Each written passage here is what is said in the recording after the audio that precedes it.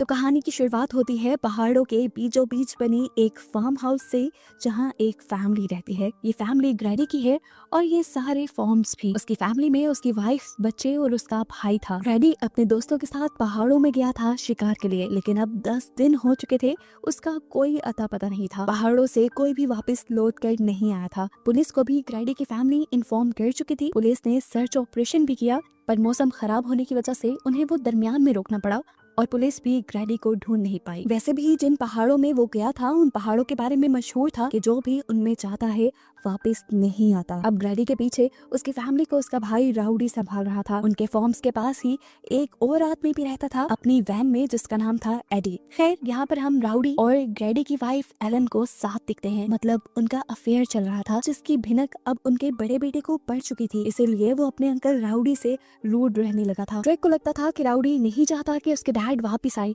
इसीलिए वो खुद उनकी तलाश का फैसला करता है। हालांकि राउडी खुद अपने भाई से बहुत प्यार करता था और उसे ही सबसे ज्यादा ग्रैडी की फिक्र थी। ड्रेक को अकेला जाता देखकर वो उसे जाने से मना कर देता है, उससे घोड़ा भी ले लेता है और खुद जाने का फैसला करता है अपने भाई को ढूंढने के लिए। हालांकि उसकी एक टांग खराब भी है और पहाड़ों पर चढ़ना उसके लिए काफी मुश्किल है। लेकिन मजेदार की बात कि इस सब की जरूरत ही नहीं पड़ी, क्योंकि कुछ ही देर में हमने देखा कि ग्रैडी वापस आ चुका है। उसकी हालत इतनी ज्यादा बुरी थी कि दूर से तो ये लोग पहचान भी नहीं पाए कि ये ग्रैडी है। उससे चला नहीं जा रहा था, उसका मुंह भयानक लग रहा था। ये लोग उसे सहारा देते हुए लेके आते हैं तो वो बार बार गिरने लगता है, जिसका मतलब था कि वो बहुत ज्यादा वीक हो चुका है। ये लोग उसे उठाकर सहारा देते हुए जाकर उसके रूम में लेटा देते हैं। उन्होंने चेक करने के लिए डॉक्टर को बुलाया तो डॉक्टर ने बताया कि इससे ग्रैडी को बहुत ज्यादा कमजोरी हो चुकी है, लेकिन वो पहाड़ों से बचकर वापस आ गया है, ये भी बहुत बड़ा चमत्कार है। डॉक्टर के मुताबिक इतनी देर तक कोई भूखा नहीं रह सकता था।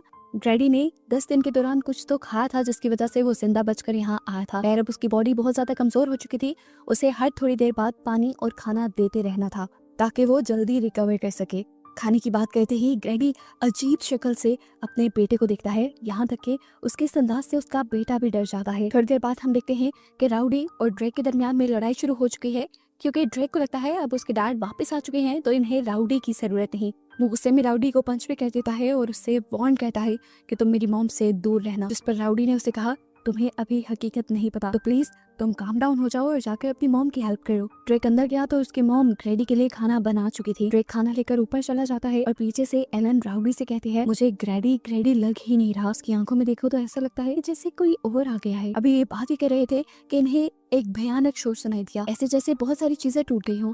ऊपर जाकर इन्होंने देखा तो ड्रेक खाना गिरा चुका था। एलन ड्रेक के ऊपर बोलने लगी तो ड्रेक ने बताया, मेरी कोई गलती नहीं, खाना ग्रैडी ने खुद गिराया था, हालांकि अभी वो खुद ही भूख से चिल्ला रहा था। एलिना अब उसके चेक करने के लिए उसके करीब जाते हैं तो ग्रैडी अजीब क्रीपी तरीके से उसके जिस्म को लिक करता है और कहता है, टेस्ट तो अच्छा है, मतलब क्या इसे अब इंसानों का गोश्त खाना था? उसके मुंह से बात सुनते ही एलिना का डर से बुरा हाल हो गया और तभी हमें साइड पे एक पिक्चर दिखाई गई जिसमें ग्रैडी की सही हालत थी। खैर, रात हो जाते हैं, सब लोग सोने के लिए चले जाते हैं। आधी रात में इन सबको घोड़े के चिल्लाने की और किसी की बुरी तरह गुर्राने की आवाज आती है। राउडी ने बाहर जाकर देखा तो किसी ने उसके घोड़े के ऊपर हमला कर दिया था और उसे बहुत ज्यादा जख्मी किया हुआ था।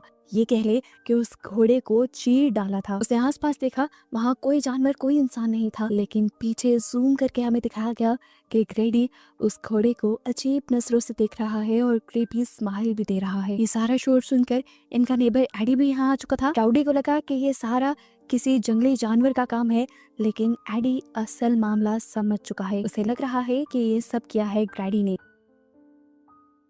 सुबह होते ही वो ग्रैडी से मिलने के लिए जाता है और अपनी जेब से एक चाकू निकाल लेता है और साथ ही अपनी स्टोरी भी सुनाने लगता है बचपन की, जब उसके अंकल उन पहाड़ों से बिल्कुल ग्रैडी की ही तरह जिंदा बचकर वापस आए थे। ग्रैडी की तरह ही वो भी बहुत ज्यादा वीक होकर आया था और आते साथ ही उसने आईडी की पूरी फैमिली को खत्म कर दिया था। उसकी इस हरकत की वजह से पुलिस वालों ने उसे गोली मारकर खत्म कर दिया था, नहीं तो वो बाकी लोगों को भी मार देता। एडी को बताता है, मैं जानता हूँ तुम्हारे अंदर भी ऐसी ही कोई पावर आ चुकी है जो मेरे अंकल के अंदर आ गई थी। वो तुम्हें अंदर से खा रही है, खोखला कर रही है।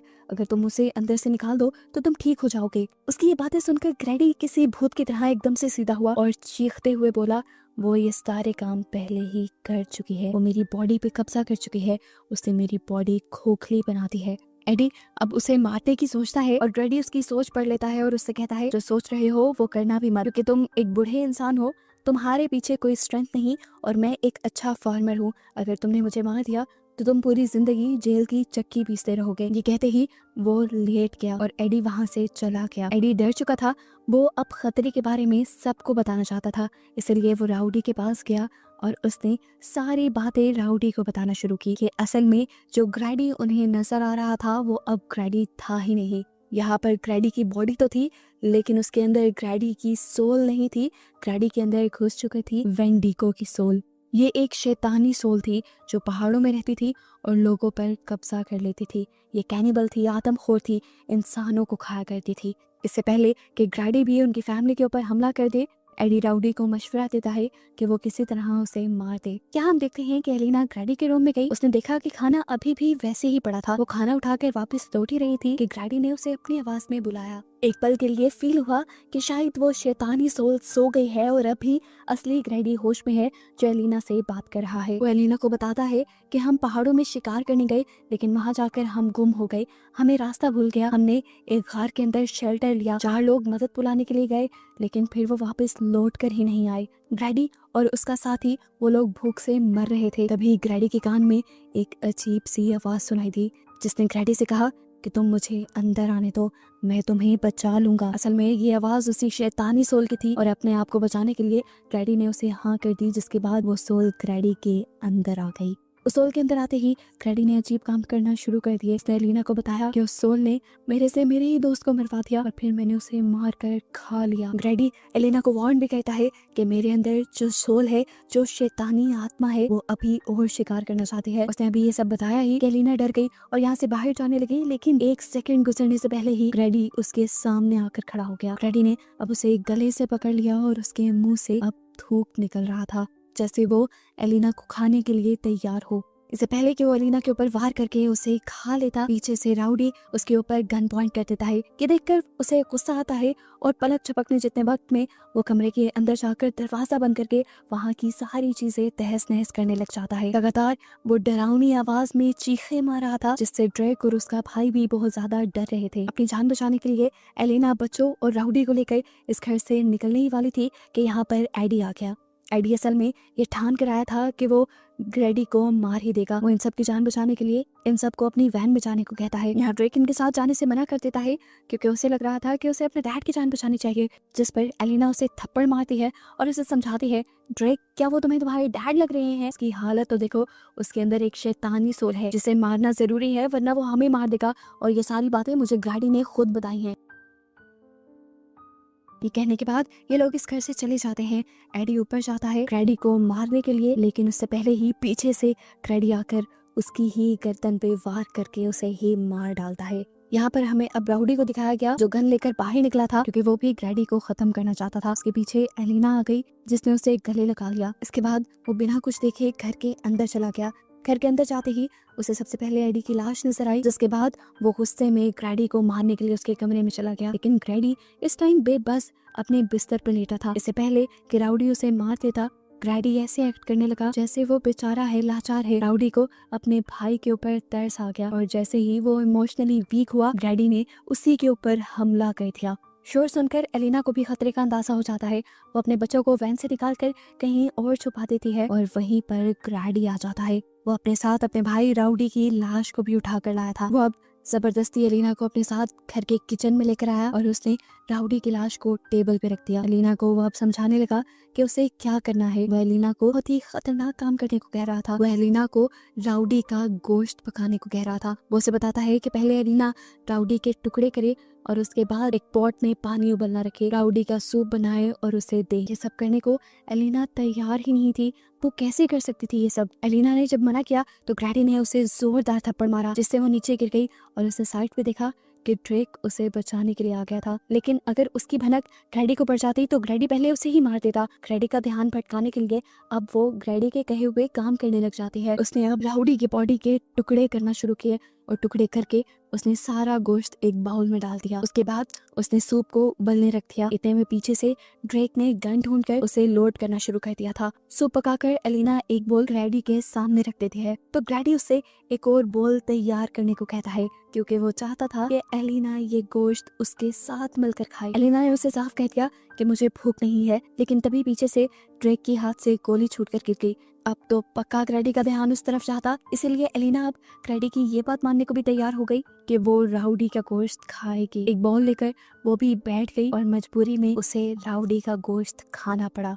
यहाँ पर पहले ग्रैडी ने एक बाइट टेस्ट किया और उसके बाद तो वो जंगलियों की तरह खाने लगा। जैसे ही उसके बोल में से सब कुछ खत्म हुआ तो उसने एलिना को कॉलर से पकड़ लिया और उससे कहा, मेरी जो हालत है ये तुम्हारी और राउडी की वजह से है। अब इससे पहले कि वो एलिना को भी मार देता, पीछे से ड्रेक गोली चला देता है। उसकी गोली से ग्रैडी यहाँ पर एलिना को छोड़कर भाग जाता है, लेकिन एलिना को चोट लग जाती है। ड्रेक जब उसकी मदद करने के लिए आया तो एलिना ने उसे कहा, जाकर तुम टिम को बचाओ। इतने में वो टिम के पास पहुंच गया होगा। ड्रेक उसकी बात मानते हुए जब गया टिम के पास तो उसने क्या देखा कि ग्रैडी भयानक अंदाज में उसके भाई का गला दुबा रहा था। वो उसे मारने ही वाला था कि तभी पीछे से ड्रेक आ गया। उसने 1 मिनट के लिए टिम को छोड़ा और ड्रेक को कहा, तुम सबको ना एक साथ रहना चाहिए, पता है कहाँ पर? मेरे पेट में। ये कहते ही वो भयानक तरीके से हंसने लगा। उसकी आंखें भी सफेद पड़ चुकी थी, जिसका मतलब था कि अंदर का ग्रैडी अब मर चुका है और इनके सामने जो है वो वेंडी का है। वो दोबारा अब टिम का गला दबाने लगता है कि पीछे से ड्रेक उसके ऊपर गोली चला देता है और ग्रैडी बेजान होकर गिर जाता है। इस पॉइंट पे इन्हें लगा